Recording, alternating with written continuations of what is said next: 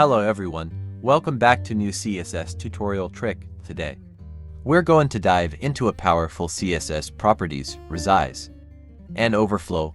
It looks like a bit confusing properties when you listen at first time, but don't worry. I will try my best to explain everything in simple words. Let's get started.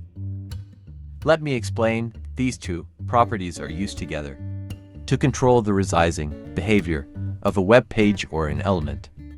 The Resize property, as you can guess from its name, for what purpose it is used. This property controls the vertical and horizontal resizing behavior of a web page or element. If we talk about overflow, this is an interesting property.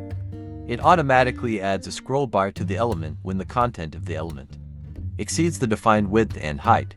So, when would you want to use this combination? Well, think about situations if you have a box, like a text area or an image, and you want to give the user the ability to freely resize it.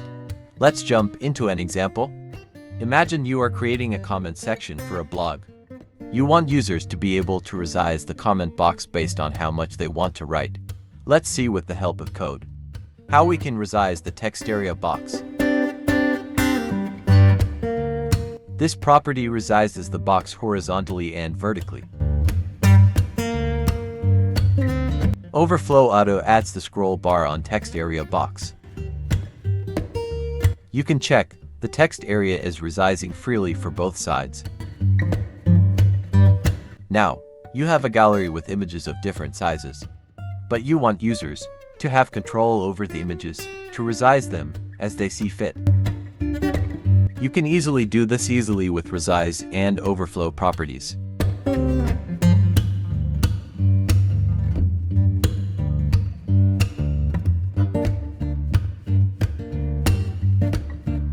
A quick tip, remember to set a maximum width and height on your resizable elements to prevent them from taking over your page.